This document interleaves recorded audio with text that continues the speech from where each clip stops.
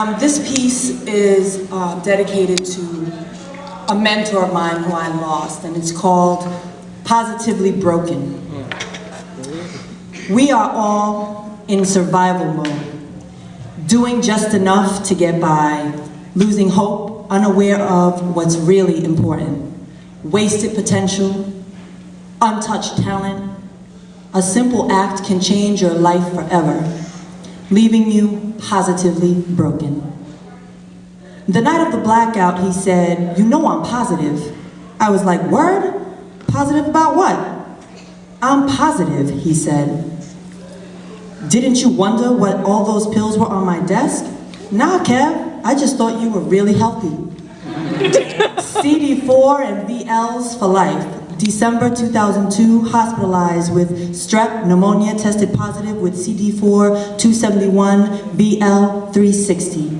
January 2003, CD4 1028, VL 490, back in the hospital. February 2003, no CD4 done, VL 24,000. March 2003, CD4 896, VL 24,000. May 2003, CD4 230, VL 6,000. July 2003, calls me into his office. His pacemaker was coming through his chest. Asked me, "Alicia, does this shit look normal?" Off to the hospital. August 2003, CD4 726, VL 14,200.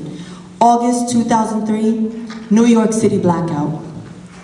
We were scared as shit, thinking that it was another September 11th situation. Kevin asked me if I had anywhere to go. I told him I didn't. He invited me to his house and I stayed the night. We went searching for water, flashlights. The man only had goldfish, olives, nuts, and vodka, but no real food.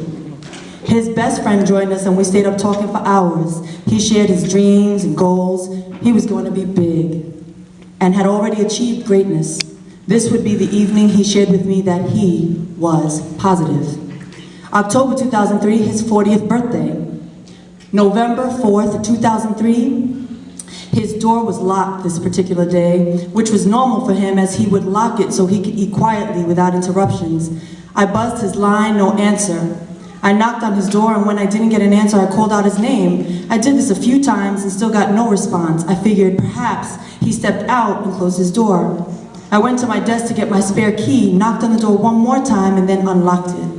I opened the door slowly, and there he was at his desk, head down. I thought he was sleeping. I called out for him, "Kevin, Kevin, wake up. You have a meeting." I thought maybe he had a headache because his arms were crossed and his head gently placed on his arms.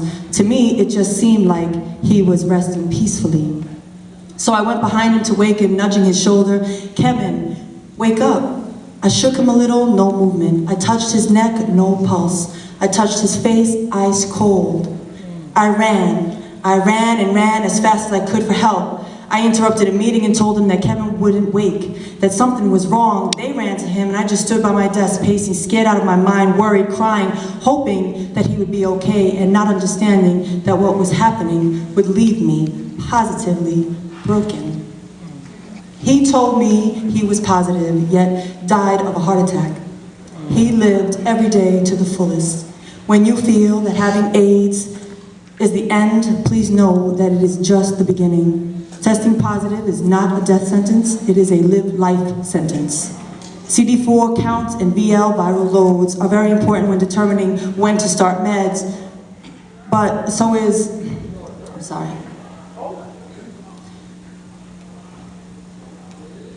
Viral loads are very important when determining when to start meds, and it's very important that you stay on top of that. And if you need more information on HIV and AIDS, please visit www.poz.com, POZ.com.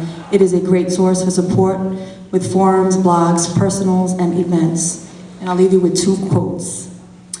"It's the possibility of having a dream come true that makes life interesting," he thought, as he looked again at the position of the sun and hurried his pace. "And when you want something, all the universe conspires in helping you achieve it." By Paulo Coelho.